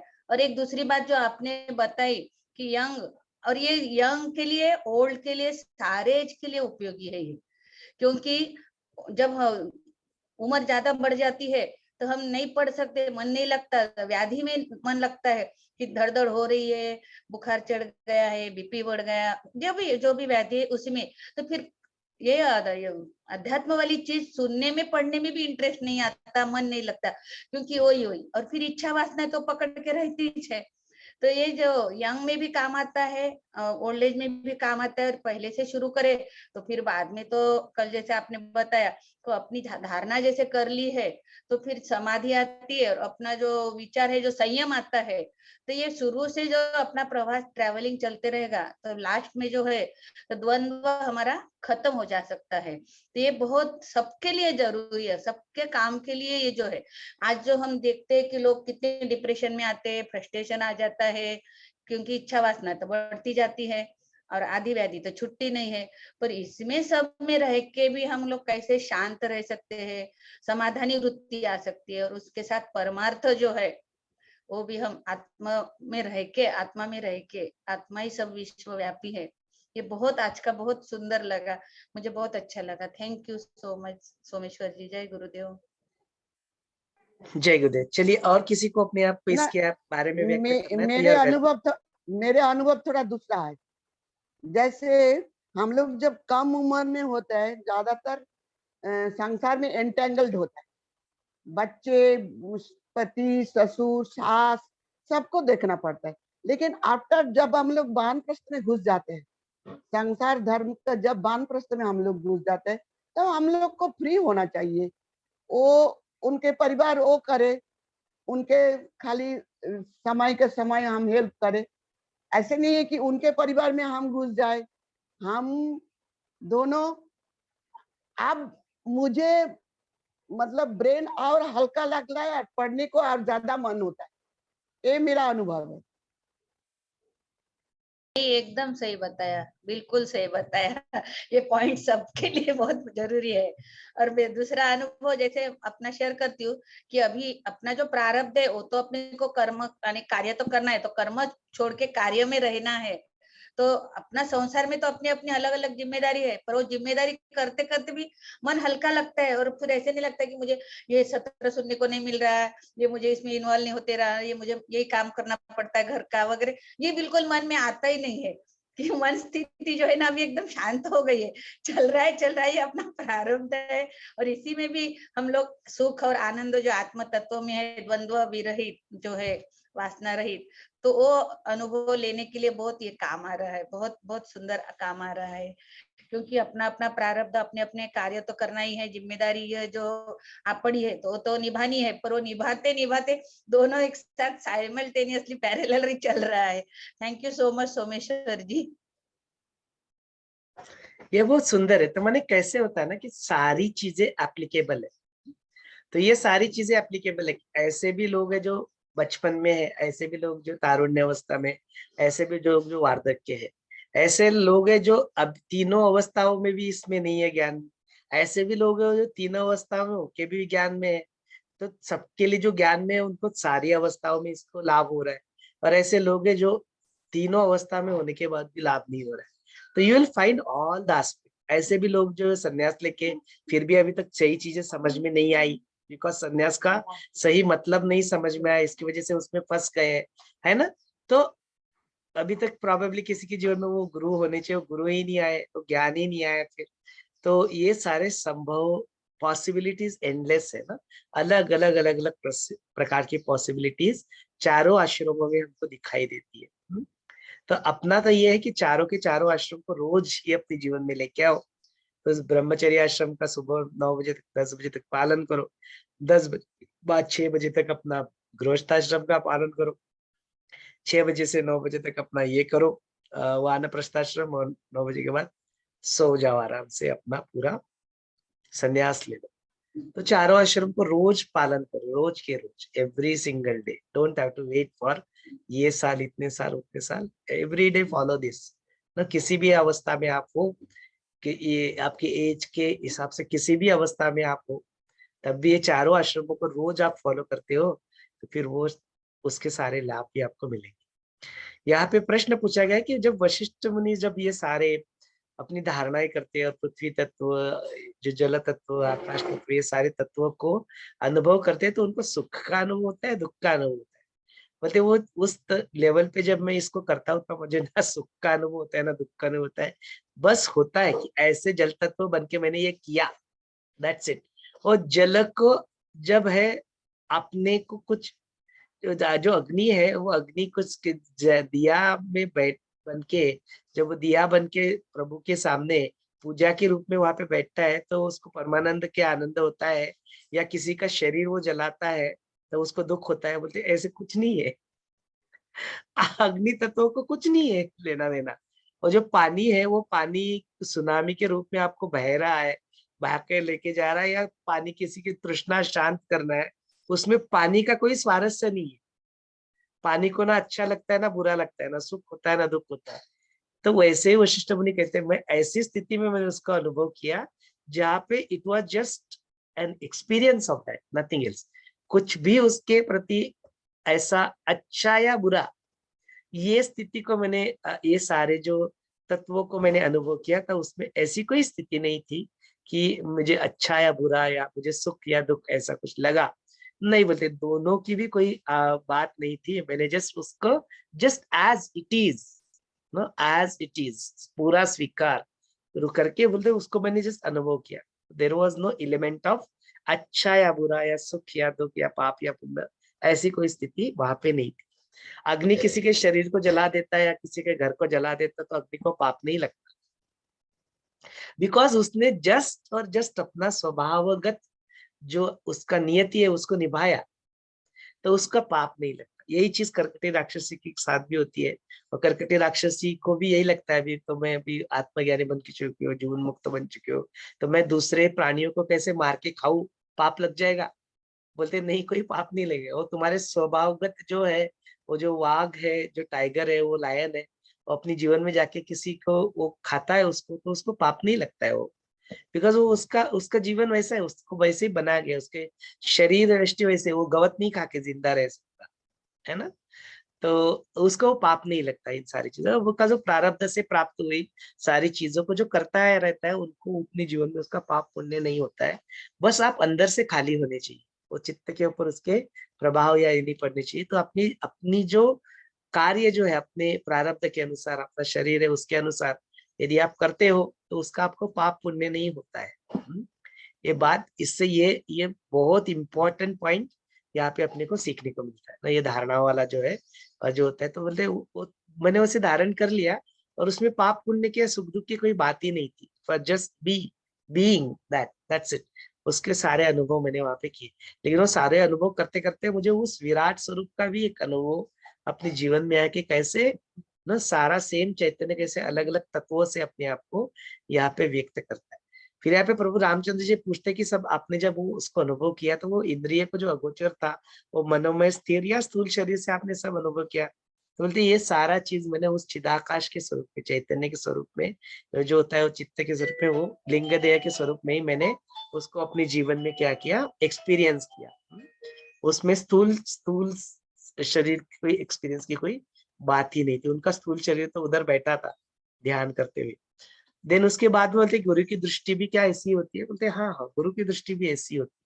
वो भी अपनी सारी चीजों को, अपने को इस सृष्टि का अंग मानते हैं। सारे जो दृश्य होता है उसी को अपना शरीर भी मानते हैं, है ना। तो पूरी सृष्टि ही उनका शरीर वहां पे बन जाती है। तो बोलते गुरु की दृष्टि में भी वही समानता, वही चीज सारी वहां पे हवे होती है। तो फिर रमा जी ने फिर वो अवेकन की बात की, स्मिता जी ने बात की कि अभी तो तुम जाग जाओ। इतना सारा देख के ऐसी दृष्टिकोण, इतना पता होने के बाद अभी तो तुम सजगता में आ जाओ, अभी तो अपना दृष्टिकोण ट्रांसफॉर्म करो। तो ये सारा बहुत यहाँ पे इम्पोर्टेंट होता है कि ट्रांसफॉर्म योर दृष्टिकोण। दृष्टिकोण बदला तो सृष्टि बदल गई। जैसी दृष्टि वैसी सृष्टि। फिर इसके बाद में बोलते कि वो तेज का जो वर्णन होता है, वहां पे चिन्मात्रों की जो बात आती है। फिर वो चिन्मात्र की जो बात आती है तो उसमें जो सारे जो पदार्थ होते हैं उसके सबके भावंड की तरह, तो बोलते वही चिन्मात्र ही जो था, चैतन्य जो था, वो सारा इन तत्वों का अनुभव वहां पे ले रहा था। तो जो उन जो पांचों जो तन्मात्र जो होते हैं, जो चिन्मात्र जो होते हैं, तो बोलते वो सारे रस रूप गंध, आप जो इससे रिलेटेड, वाई एलिमेंट से रिलेटेड सारे जो एस्पेक्ट होते हैं, तो बोलते उन एस्पेक्ट को ही लेके वो उसके सारे जो पदार्थ, ये जो पृथ्वी जल वायु तप, ये तो सारे पदार्थ जैसे हो गया। और उसका जो शक्ति जो है, रस रूप गंध, ये जो सेंस ऑफ साइट जो होता है, वो सारी चीजें माने इंद्रिय और उनकी इंद्रियों की शक्ति, इस दोनों रूप में यहाँ पे देखते हैं। तो इंद्रिय हो गए पदार्थ रूप, और जो उनकी शक्तियां हो गई वो चिन्मात्र रूप। इस बात में आप उसको देखते हैं। तो बोलते ये उस चिन्मात्र रूप को ही मैंने वहां पे, there is a very close relationship between them. तो ये इसको कैसे समझ सकते हैं इस बात को? बोलते जैसे तुम तुम्हारी जीवा के ऊपर कुछ शक्कर रखते हो, तो वो शक्कर वहां पे वो कैसे अनुभव करती है वो जीवा? बोलते यदि वो एलिमेंट वहां पे ना होता तो वो कभी उसका अनुभव ही नहीं ले पाता। तो तन्मात्र रूप में, तन्मात्र रूप में वो वहां पे होती है शक्कर, वो मीठापन होता है वहां पे, तभी वो उसका अनुभव कर पाता है ना, उस स्वीटनेस का वो अनुभव। तो ये सारे रस, ये जो चिन्मात्र रूप में, एक सूक्ष्म रूप में वो आपके पास होते ही है, बिकॉज चैतन्य के आप हिस्सा, इसलिए इसीलिए उस चीज का आप अनुभव भी कर पाते हो। नहीं तो आप अनुभव भी करना असंभव आपके लिए हो जाए। बिकॉज जो चीज यदि देखी ही नहीं है तो आपको दिखती भी नहीं। यदि आपकी स्मृति में वो कोई चीज है नहीं तो आपको नजर भी नहीं आती वो चीज। ये हमने वो WW मूवी देखा था, उसमें भी ये पॉइंट आया था। तो वही चीज जो है ना, जो रूप का वर्णन है, चिन्मात्र उसके पदार्थों के सक्के भावंड कैसे हो जाते हैं, तो दिस इज द एस्पेक्ट, वही एस्पेक्ट को आप बताया गया। देन उसके बाद में आगे बढ़ते हैं, जो डिस्पाइट ऑफ बीइंग इन चेतना,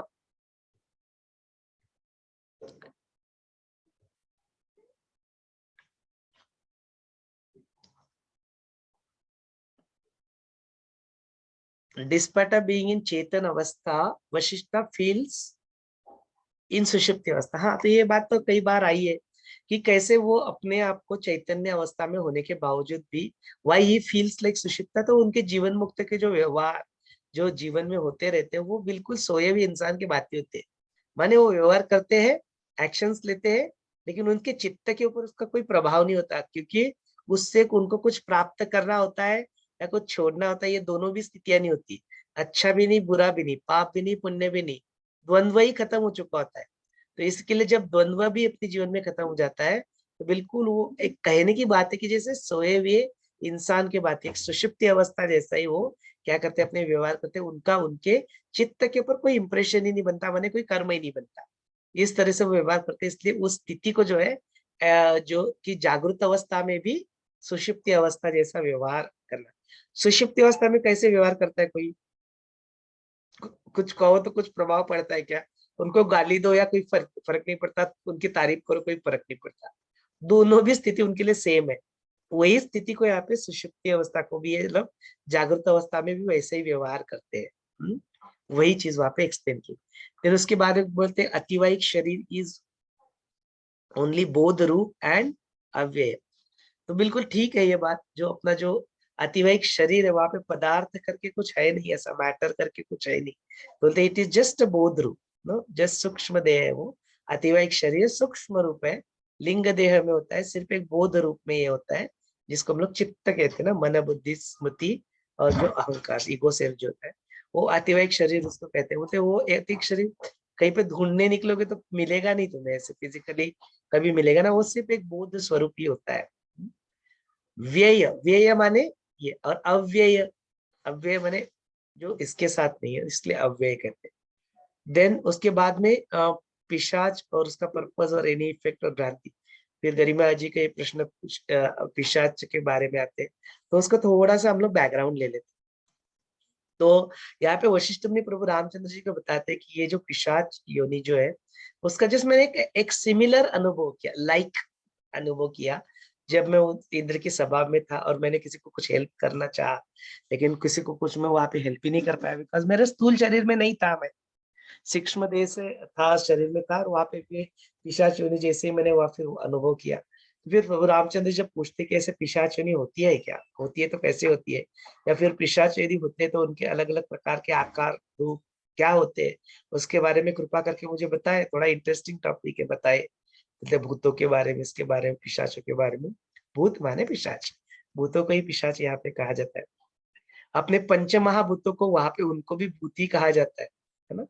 तो एक ही शब्द होते हैं, लेकिन अलग अलग जगह पे उनके अलग अलग कॉन्टेक्स्ट में अलग अलग प्रकार से उसको प्रयोग किया जाता है। तो बोलते ये जो पिशाच जो है, वो बोलते it's one of the type of, जो अपने देवों की जो योनि होती है, 11 प्रकार की योनियां अलग अलग, तो उनके तो वन ऑफ द योनि इज पिशाच योनि। तो बोलते ये से जो पिशाच जब होते हैं तो उनको भी अपने देव जो रहते हैं, उनके पास जैसी कई प्रकार की जो सिद्धियां होती है, कि जैसे उनके पास अनिमा होती है, गरिमा होती है, बड़ा बना लेना, छोटा बनाना। तो बोलते कुछ कुछ जो पिशाच रहते हैं उनके पास भी ये सारी सिद्धियां भी उनके पास देवों की जैसी वो होती है, तो इसलिए वो भ्रमण भी कर पाते हैं, वायु रूप से ही होते हैं, स्थूल शरीर इनका नहीं होता है। तो जो होता है वो आकाश तत्व के भांति वायु रूप से ही, वायु के जैसे ही वो भ्रमण करते, कभी कभी कुछ के छाया के रूप में भी वो दिखाई देते, कभी कभी नहीं भी दिखाई देते। बोलते कई सारी जगह पे को डिपेंडिंग अपॉन उनके जो नेचर रहता है, वैसे नेचर की वजह से एकांतवास में वो जो रहते वहां पे रहते, कई सारी जो गंदी गंदी जगह रहती है वहां पे भी वो रहना उनको अच्छा लगता है। वही प्रश्न आया था रमा जी का, फिर वो ऐसी जगह पे क्यों रहना पसंद करते, बोलते हैं नेचर है उनका, जो है गंदी नाली के कीड़े होते हो उधर ही उनको अच्छा लगता है। तो वो उनको भी कुछ कुछ जो रहते हैं उनको वहां पे ऐसे भ्रमण करना, वैसे करना अच्छा लगता है। उनमें से कुछ कुछ जो रहते हैं, फिर वो अपनी जो वासनाएं जो रहती है, और अतृप्त वासनाएं, उसकी वजह से वो दूसरों के शरीर में परकाय प्रवेश की सिद्धियां भी उनको प्राप्त होती है, तो उसके दूसरे के शरीर में घुस जाते हैं, और दूसरे के शरीर में घुस के फिर अपनी जो वासनाएं होती है, उन वासनाओं को परिपूर्ण करने में वो लग जाते हैं। इस तरह से भी कुछ कुछ करते हैं।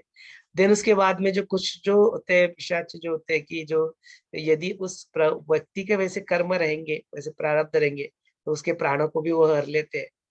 यदि उनके प्रारब्ध में ऐसा होगा, तो उनके पुराने कर्म वैसे होंगे, तो उसकी बात यहाँ पे की गई। बोलते कई से कई सारी चीजों से हो जाते हैं, किसी का शरीर में घुस के उनका रक्त प्राशन कर लेते हैं, किसी के शरीर में घुस के उनके प्राणों को हर लेते हैं, किसी के शरीर में जाके तकलीफ, मतलब ऐसे कई सारे जो होते हैं जिनकी अतृप्त वासनाएं जो होती है, जिनके अभी तक पूरी तरह से अपने हुए नहीं है, तो इस ऐसे पिशाच योनि में भी कुछ लोग होते हैं, वो करते हैं। It's bit in between the, जो अपना क्या आपका शरीर है उसको धारण किया और वो छूट गया, मृत्यु हो गई, और फिर उसके बाद में अभी तक दूसरा शरीर धारण नहीं किया, उसके बीच की जो स्थिति है वो पिशाच योनि की स्थिति यहाँ पे कही जाती है। तो कई लोग उस स्थिति में भी अपने आप को पाते हैं, और उस फिर उस स्थिति को भी, उस योनि को भी उनको भोगना पड़ता है, जिस तरह से उनके कर्म रहेंगे उसके अनुसार उसको भोगना पड़ता है। तो ये तो एक एस्पेक्ट हो गया कि ऐसा सब होता है। तो बोलते हैं ऐसे फिर उसके कुछ अलग अलग प्रकार होते हैं क्या, हाँ बोलते हैं इनके सब ऐसे ऐसे अलग अलग प्रकार होते हैं। कुछ प्रकारों के बारे में भी वशिष्ठ मुनि बात करते हैं, कुछ प्रकार के ऐसे होते हैं, कुछ प्रकार के छाया के रूप में होते हैं, कुछ प्रकार वायु रूपी होते हैं, कुछ प्रकार, तो ऐसे अलग अलग प्रकार के बारे में उनके यहाँ पे वर्णन करते हैं। बोलते चलिए इसकी अपनी जीवन में यदि इसको देखे तो अपनी जीवन में इसको क्या, तो गुरुदेव बोलते कि देखो ये सारी जो स्थिति होती है ना, कि अपने जीवन में जो हमें दिखाई नहीं देता वो चीजें है नहीं, ऐसा हम लोग कह ही नहीं सकते। है भी ऐसा भी नहीं कह सकते, तो नहीं है वैसा भी नहीं कह सकते, दोनों स्थिति है। तो देखो ना, तुम टीवी पे ऊपर चैनल देखते रहते हो, उस वक्त की एक फ्रिक्वेंसी आप पकड़ लेते हो, रहते हो, तब तक जो बाकी के 99 चैनल से उसकी फ्रिक्वेंसी बंद हो जाती है क्या?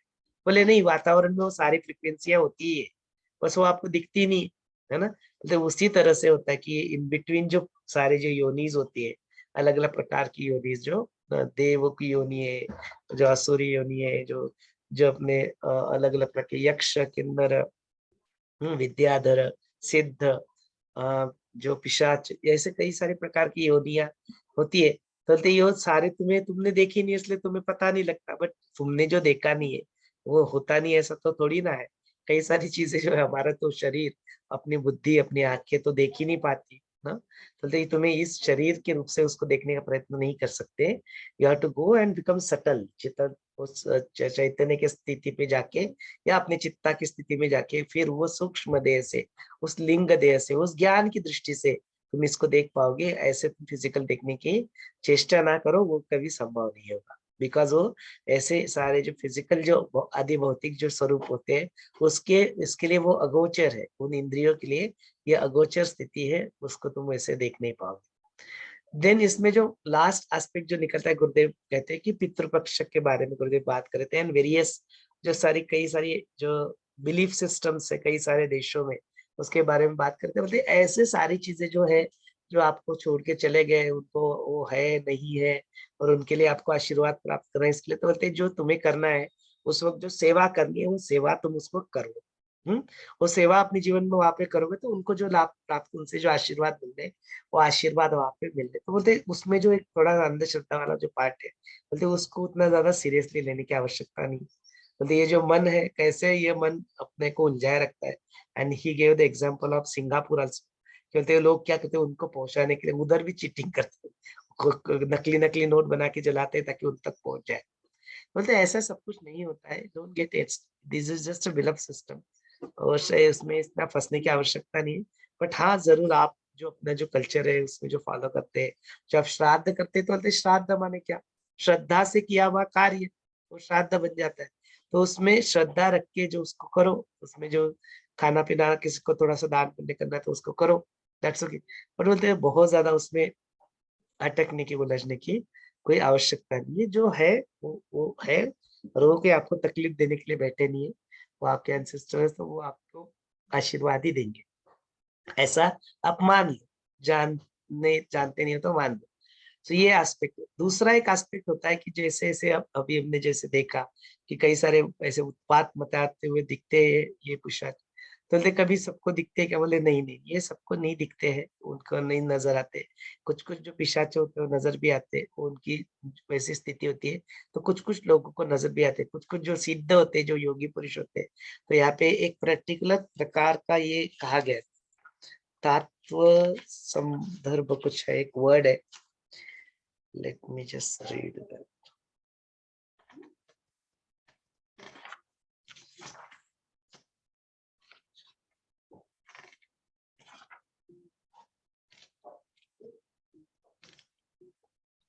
सत्वावष्टम्भ करके ये होता है, योग धारणा होती है। बोलते हैं ऐसे योग धारणा से जो लोग तंत्र मंत्र वगैरह जो होता है, वो सब कुछ प्रैक्टिस करके ना, तो फिर वो लोग ऐसे पिशाचों से वो वार्तालाप कर पाते हैं। उनके साथ इसका जो होता है इंटरेक्शन हो सकता है, और फिर वही लोग ऐसे जो योगी होती है वो ऐसे इसको वश में भी कर पाते हैं। इस तरह से यहाँ पे लिखा हुआ है।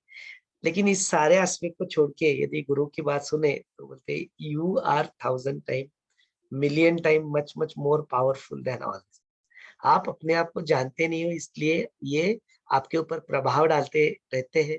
लेकिन आप अपने आप में जानते हो, आप स्वयं को जान लेते हो, तो बोलते वो स्वभाव में आप आ जाते हो। फिर ऐसे सारे एक्सटर्नल प्रभावों के इसमें आप अटकते नहीं हो, and you are not entangled into all this thing. फिर वो आपको ऐसे जो होते हैं उनके आपके ऊपर कोई प्रभाव भी नहीं डाल सकते। जब आप ध्यान, आपकी समाधि लगती है, मेडिटेटर्स होते हो, तो you are million times more powerful. इस ईश्वर के रचयिता उस चैतन्य की स्थिति में जब आप अपने आप को लेके जाते हो, तो फिर भूत क्या, पिशाच क्या, दानव क्या, मानव क्या और देव क्या, आपके लिए कोई बहुत ज्यादा मायना नहीं रखता। बिकॉज वो ये सारी जो सृष्टि के जो सारे जो अंग है, वो आपकी आपके ही स्रोत से है, आप उसका स्रोत। तो जो जो स्रोत होता है उसको किस बात का भय, उसको किस बात का डरना, है ना। तो इस एस्पेक्ट को अपने जीवन में सदा याद रखना। जब जब भी ऐसा कुछ विषय आएगा, जब जब भी ऐसे कुछ डर की माहौल पैदा होगा, तब अपने आप को अपने विराट स्वरूप के बारे में आप रिमाइंड करना कि आप कौन हो, आपका अपने जीवन में क्या उद्देश्य है। ये सारी चीजों को जरूर जरूर याद रखना और उसी में, उस स्थिति में अपने आप को बनाए रखना। तो बोलते बहुत ज्यादा डरने वरने की कोई आवश्यकता नहीं। ऐसे ही फिर वशिष्ठ मुनि इनको सारा जो है यहाँ पे आके इस चैप्टर को भी यहाँ पे करते वो तो वहाँ पे ताकीद भी देते कि हे रामा, जैसे तुमने प्रश्न पूछा वो प्रासंगिक था, प्रश्न का उत्तर देना जो अपने जो वक्ता होते हैं उसको शोभा नहीं देता कि प्रश्न का उत्तर नहीं जब तक देते तब तक आगे का कुछ चालू करे। इसलिए मैंने इसको यहाँ पे जो कुछ भी था उसको तुम्हें वो बता दिया, उसको तुमने सुन लिया। लेकिन इसको ज्यादा तुम इसके पीछे भागने के आश्चर्य नहीं है, बोलते इसको जस्ट एक आश्चर्य के रूप में देखो, दैट्स इट। अहो के रूप में इसको लेके आओ। यहाँ मैं कुछ बोल सकती हूँ।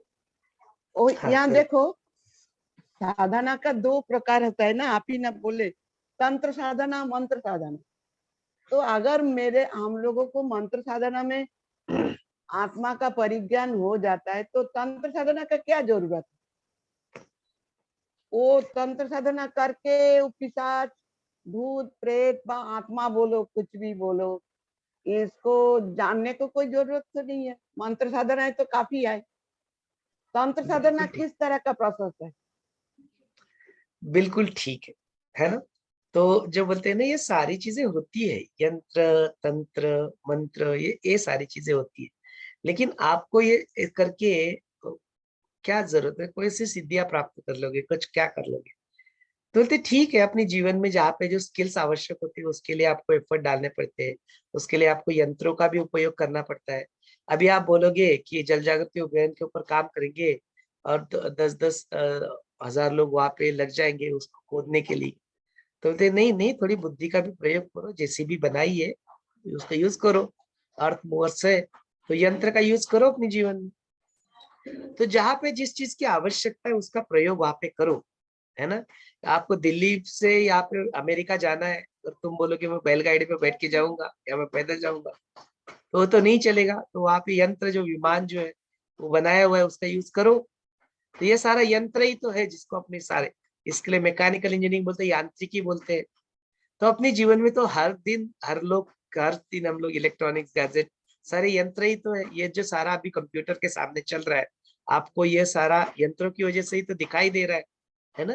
तो बोलते यंत्रों को जीवन में तो यूज करते ही है, मैं ये एक एस्पेक्ट हो गया। तंत्र साधना के बारे में बोल रही थी। मैं समझ गया।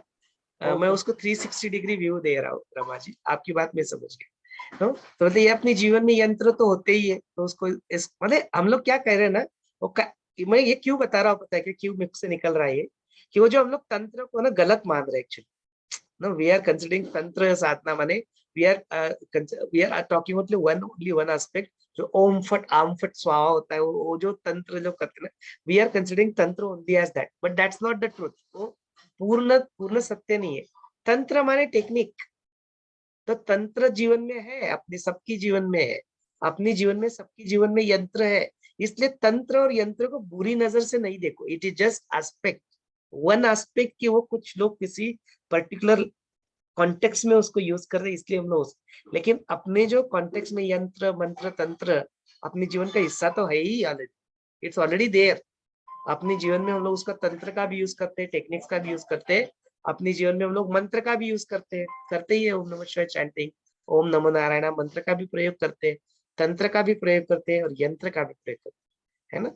तो अपने जीवन का हिस्सा ही है सारी चीजें, तो उसमें कुछ अच्छा या बुरे वाली बात नहीं। कुछ चीजें क्या होती है, जैसे वो जल जो होता है या जो वायु जो होता है या अग्नि होता है, उस अग्नि को कोई कुकिंग करने के लिए यूज करता है और उसी अग्नि को किसी का घर जलाने के लिए यूज करता है। उसी एक ही चाकू को कोई शरीर को काट के उसकी जान बचाने का प्रयत्न करता है और उसी चाकू को काट के कोई खून करने का प्रयत्न करता है, ये डिफरेंस है। तो तंत्र मंत्र यंत्र होते हैं इन इटसेल्फ, वो अच्छे या बुरे नहीं होते हैं, जो लोग उसका प्रयोग अपने जीवन में करते हैं वो उसको अच्छा या बुरा रूप दे देता है। तो ऐसे कुछ लोग होते हैं जो अघोरीज होते हैं, वो वगैरह हो, उनको भी अपने जीवन में वो नया डायमेंशन लाइफ का अपना देखना चाहते हैं, तो वो अपने जीवन में वो भी ऐसे कुछ तंत्र साधना में उलझ जाते हैं, सिद्धियों के पीछे पड़े रहते हैं। तो वो भी एक अपने जीवन का वो उनका एस्पेक्ट होता है। तो बोलते यही बात होती है कि आपके जीवन में सारी चीजें प्राप्त करके आपको उसका प्रयोग क्या करना है, उसके ऊपर वो जो तंत्र मंत्र से प्राप्त हुई सिद्धियां जो है आपके जीवन में, उसको उसको अच्छा या बुरा हम लोग कह सकते हैं। का सिद्धियां तो दसुर के पास भी होती, सिद्धियां तो दानवों के पास भी, जो अपने देवों के पास भी होती, लेकिन दोनों प्रयोग अलग अलग पर्पस के लिए करते हैं। ये बात को देखना अत्यावश्यक। अदरवाइज तंत्र यंत्र और मंत्र जो है इन इटसेल्फ बुरे नहीं। अक्सर हम लोग वो जो पूरा 360 डिग्री ना होने के कारण हम लोग उस तंत्र मंत्र को बुरा बोल देते, या मंत्र को तो ठीक है बुरा भी नहीं बोला, तंत्र को उसको तंत्र विद्या को बुरा बोल। वो विद्या बुरी नहीं है, उसको लोग प्रयोग बुरा करते इसलिए उसका खराब। वो ब्लैक मैजिक कहते हैं ना, उसके लिए ब्लैक मैजिक कहते हैं, बंगाल वगैरह में बहुत ज्यादा फेमस है, this very famous in Bengal, बोले ब्लैक मैजिक होता है। वो ब्लैक मैजिक को बुरा क्यों कहा गया? बिकॉज वो उससे उसका प्रयोग करके दूसरों को दूसरे का बुरा चिंतते हैं, वो लोग बुरा करना चाहते, इसलिए बुरा। उसी विद्या को तुमने अच्छे के लिए यूज किया तो नहीं ब्लैक बनेगा, वो व्हाइट बन जाएगा, है ना। उसको अच्छा यूज किया तो अच्छा ही है। सिद्धियां जो होते, देखो यही बात है ना कि सारा ऊर्जा वही है, एक ही ऊर्जा, एक ही चैतन्य की है, एक ही शक्ति है। वो शक्ति को ही तुम अच्छे या बुरे चीज के लिए काम में यूज प्रयोग करते हो, इसलिए वो अच्छा बुरा बन जाता है। बट वो शक्ति इन इटसेल्फ इज नॉट बुरी और अच्छी नहीं। तुम इलेक्ट्रिसिटी अच्छी है बुरी बताओ? इलेक्ट्रिसिटी तो इन इटसेल्फ अच्छी बुरी नहीं है। आप तो उसका किसी को शॉक देने के लिए ट्रीटमेंट करोगे तो बुरी बन जाएगी। उसी को तुम जब किसी को ये हो गया तो उसके हृदय को फिर से चालू करने के लिए उसको शॉक दोगे तो वही एक अच्छी बन जाएगी। वही इलेक्ट्रिकल एनर्जी बल्ब को यूज करो तो अच्छी बन जाएगी। माने अच्छी या बुरी थोड़ी ना इलेक्ट्रिसिटी, वो है ही नहीं कुछ। जैसे वो बाकी के सारे तत्व जो है पंचतन तत्व है, वो कोई अच्छे बुरे नहीं है, तुम उसका प्रयोग अच्छा या बुरा करते हो, इसलिए वो अच्छे बुरे तुमको नजर आते हैं। इस बात को हमेशा याद रखना। इसलिए मैं रमा जी 360 डिग्री व्यू क्यों लिया, इसी वजह से कि तंत्र मंत्र बुरी बात नहीं है, यंत्र तंत्र मंत्र जो भी आप है ना, उस aspect, that is only one aspect of, बाकी के सारे एस्पेक्ट को देखोगे तो वो बुरा नहीं रह जाएगा, अच्छा भी नहीं रह जाएगा। It is just a technique, that's it. ये क्लियर हो गया? तो इसी तरह प्लैंचेट भी एक टेक्निक है, जो आत्मा को बुलाते हैं, उन लोगों को कष्ट देते हैं। सब कुछ टेक्निक है ना, लेकिन वो किसके लिए वर्क करता है, वो उसकी इंटेंसिटी, उसकी साधना। वैसे ज्योतिष शास्त्र भी है, ज्योतिष शास्त्र भी टेक्निक ही है, स्टैटिस्टिक्स है ना। तो शास्त्र है, लेकिन सबको आता है क्या? उसकी उनकी इंटेंसिटी नहीं होती, उतनी पढ़ाई नहीं होती, इसलिए उनको फिर वो जीवन में वो नहीं कर पाते उसके लिए उत्पाद, है ना। तो ये सारी चीजों को इसलिए कभी भी किसी भी चीज को ना अच्छी एंगल से या बुरी एंगल से नहीं देखो, बस उसको जस्ट ऐसा है ऐसा है देखो। ये दृष्टिकोण अपने जीवन में अपने को 360 डिग्री व्यू देता है। क्लियर हो गया? चलिए। तो प्रश्न आए मन में कि जैसे हाँ हाँ। वशिष्ठ मुनि ने कुटी बना ली थी चिदाकाश में, और अपन जैसे बोलते कि वो जल में गए, पृथ्वी बन गए, वायु तेज वगैरह, तो सूक्ष्म रूप में गए। तो उन्होंने जो कुटी बनाई थी वो तो समाधि के लिए बनाई थी, और वहां खुद के लिए बनाई थी, और वो सूक्ष्म रूप में वहां पहुंचे सब, पृथ्वी जल तेज वायु, और सूक्ष्म रूप से गए तो उनका तो स्थूल शरीर कुटी में रहना चाहिए था, और जो सिद्ध वहां पहुंचे तो उनको कुटी दिखी, कुटी में कोई नहीं दिखा। तो अभी आपको सुनते सुनते ही मन में आया कि वो तो सूक्ष्म रूप से गए तो उनका स्थूल शरीर तक यहाँ कुटी में रहना चाहिए था, तो सिद्धों को दिखा नहीं। और दूसरा प्रश्न आया कि ये वशिष्ठ योग वासिष्ठ में ये पिशाच जो डाला है, ये उसके पीछे क्या आयाम है, उद्देश्य क्या है? चलो दोनों प्रश्नों को देख लेते हैं कि जब सिद्ध वहां पे जाता है तो उनको तो देखता है, तो इसलिए वही बात है कि वशिष्ठ मुनि का शरीर पर्णकुटी में नहीं रहता है, वो सूक्ष्म देह से होते हैं, और सूक्ष्म देह से ही बैठ के वहां पे वो अपनी साधना करते हैं। चिदाकाश के लेवल पे जाके शारीरिक कहाँ से लेके जाएंगे, शारीरिक लेवल से कभी जाते ही नहीं, वो सूक्ष्म देह से ही जाते हैं। और जब उनका सूक्ष्म देह ही वो पाषाण देखने के लिए चला जाता है तो वहां पे कोई नहीं रहता, एम्प्टी रहता है वो ना, इसलिए वो सिद्ध को कोई दिखता नहीं। ये पहला एस्पेक्ट हो गया। और दूसरा एस्पेक्ट है जो पिशाच का वर्णन यहाँ पे क्यों डाला है, तो बोलते जीवन के सारे आयाम जो है ना, अलग अलग आयाम, उसके बारे में आपको एक जस्ट अवगत होना आवश्यक है। अदरवाइज क्या होता है, ऐसी सारी जो में ना फंसे, इसलिए ये आयाम को भी आप बताया है कि जस्ट बी अवेयर कि ऐसे भी जीवन के आयाम हो सकते हैं।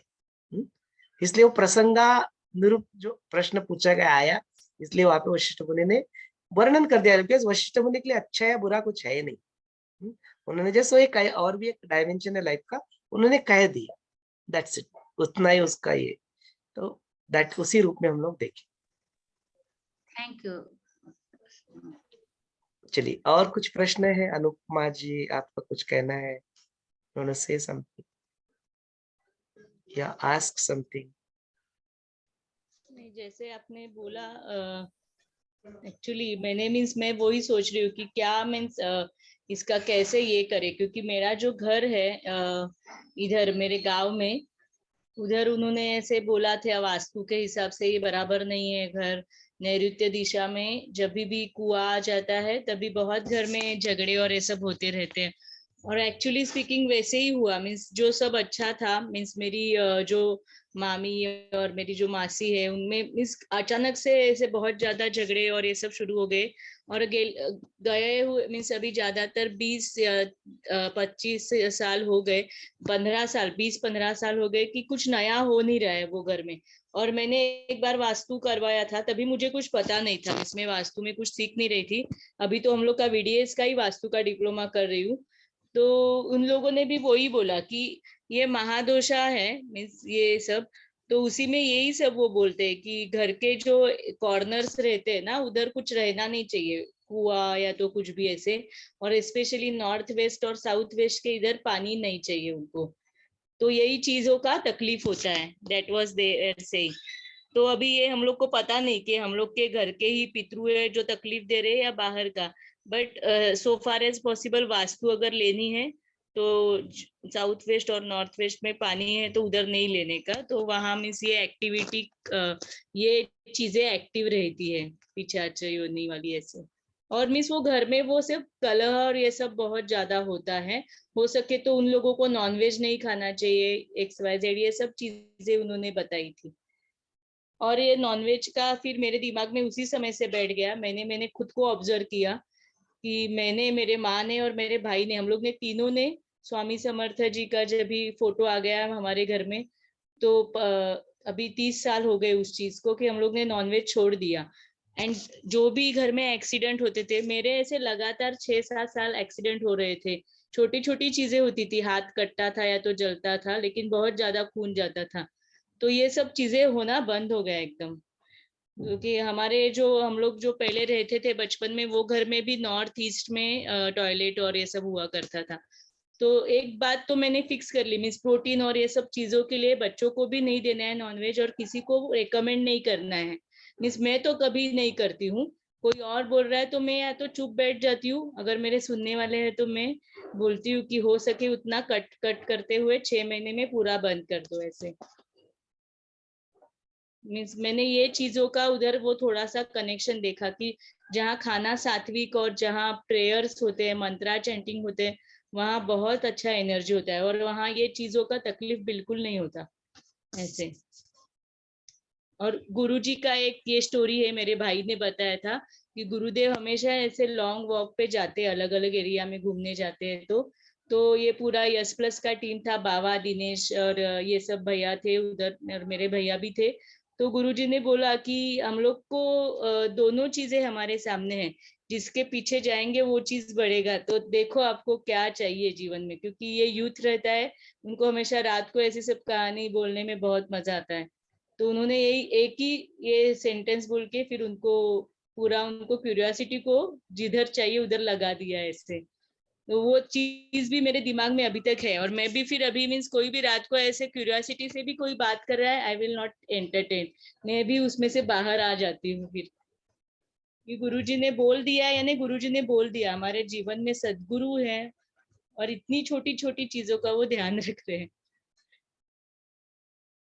कितना आपको क्या सुंदर है, लगता है, बराबर है ना? बिल्कुल सही बात है अनुपमा जी। देखो यही क्वालिटीज होती है संतों की, और टीचर जो है ना, ऐसे ही नहीं टीचर बना देते लोग ना। गुरुदेव टीचर को इसको ऐसे ही नहीं बता, तो यही देखो ये सारे कितना सुंदर यहाँ पे है ना। अभी आज तो अपने पास समय की पाबंदी है, लेकिन ये जो दोनों टॉपिक है ना, ज्योतिष शास्त्र है, वास्तु शास्त्र है, इसके ऊपर अलग से ही सत्र, एक डिटेल में सत्र रखेंगे नो, तो उसको 360 डिग्री व्यू से देखेंगे। क्योंकि अभी बात करेंगे तो लिमिट आ जाएगा, बिकॉज कुछ भी बोलेंगे ना, it will be very partial on this subject, जबकि ये चर्चा सत्र के लायक टॉपिक सही, बड़े बड़े टॉपिक्स है ना। तो thank you so much Anupama ji for bringing that in. जरूर हम लोग एक आध दिन लेके ना will talk on this both the topic, remind करना मुझे यदि मैं भूल गया तो। दोनों टॉपिक के ऊपर हम लोग चर्चा बात करेंगे। हाँ। दोनों एस्पेक्ट और बाकी का जो तीसरा जो एस्पेक्ट जो बताया आपने, वो सारा चीज तो वही बात है कि आप सबसे ज्यादा पावरफुल है। तो वो आपकी जो पावर है उसके आप स्थित हो जाते हो ध्यान धारणा करके, जो आपने बताया भी। तो देन ये सारी चीजें आपको उतने लेवल तक अफेक्ट नहीं कर पाती, तो दैट और वो एस्पेक्ट इज वेरी इंपॉर्टेंट। हाँ, वो एंड विज्ञान भैरव वाली चीज है ना, वो गुरुजी हमेशा बोलते हैं कि आपके सर से अगर देखो तो कोई चांदी की तार की ये लगी हुई है, and then energy is flowing, means 2-3 ऐसे उनके मेडिटेशन थे 7:30 वाले, इसमें व्हाइट लाइट पिलर मेडिटेशन, या तो ये, तो गुरुजी को जो मेडिटेशन है ना, उसमें भी गुरुजी हमेशा हम लोग को ये डिवाइन से कनेक्ट कराते हैं। गुरुजी बहुत ज्यादा वही देखते हैं कि यू आर, और तभी बहुत मीन्स हमेशा समझ में आता है कि इतना गुरुजी हम लोग को डिवाइन से कनेक्ट कर रहे हैं, तो हम लोग को छोटेपन में नहीं अड़कना चाहिए। He is connecting us always with divine.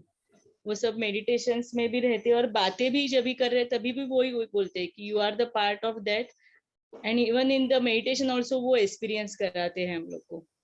जितना ज्यादा आप योग वशिष्ठ सुनेंगे, आपको हर समय हर क्षण ये बात का एहसास होते रहेगा, ध्यान में गुरुदेव की बात करने में नो, यही चीजें आपको रिपीटेशन आएगा, उनको वो इसी बात से अवगत कराते में, इसी सत्य से हमेशा अवगत कराते। I fully agree with you Anupama ji, यही होता है। तो ये जैसे ना बहुत बार क्या होता है ना, लेकिन वो गुरु के शब्द समझ में नहीं आते उस वक्त, वी कैनॉट उसके समझ में नहीं आती चीजें, लेकिन अब जैसे जैसे आप ज्ञान में आते हो, जैसे वो ध्यान का अनुभव करने लगता है, तब फिर पता लगता है कि अरे उन्होंने ऐसा करवाया था, उसके पीछे ये कारण था, है ना, ऐसे इसका मतलब ये था। बुद्धि के लेवल, वैसे बुद्धि के लेवल पे, छोटी सी बुद्धि के लेवल पे उनके एक्शंस को जान पाना हमारे लिए संभव नहीं। वो क्या सोच के कुछ करते और बोलते, it is beyond our intellect तो है। लेकिन जैसे जैसे सत्र चलते हैं ना, तो ऐसे सत्रों से ऐसे ज्ञान की जब चर्चा और मंथन होता है, तो उसमें थोड़ा सा रेफरेंस जरूर आ जाता है कि अरे रे ऐसा था, ऐसा था, ऐसा था, वो खुल जाता है।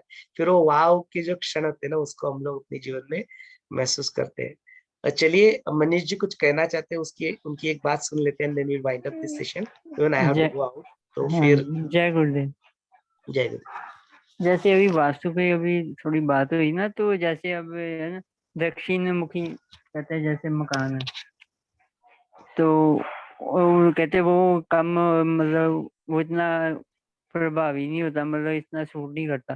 पर वे सब दक्षिण मुखी तो फिर कईयों के मकान होते हैं, तो प्रभाव अलग अलग कैसे होता है?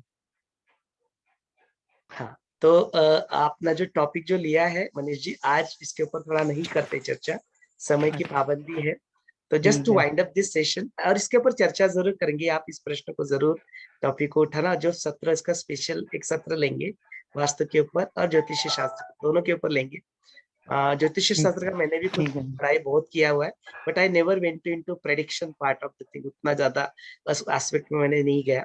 But there was one aspect कि मैं आर्टिफिशियल इंटेलिजेंस, मेरा प्रोजेक्ट था एमटेक जब मैंने किया तब, तो उसको यूज करके as a neuro model use करके आई वांटेड टू प्रूव या डिस्प्रूव कि ज्योतिष शास्त्र एक्चुअली इम्प्लीमेंट होता है या नहीं होता है, और होता तो कैसे होता है।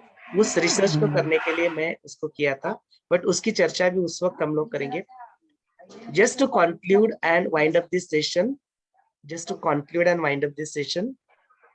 कुछ कुछ चीजें होती है ना, वो बस होती है। जैसे कि कई सारे लोग 13 आंकड़े को ठीक से नहीं मानते।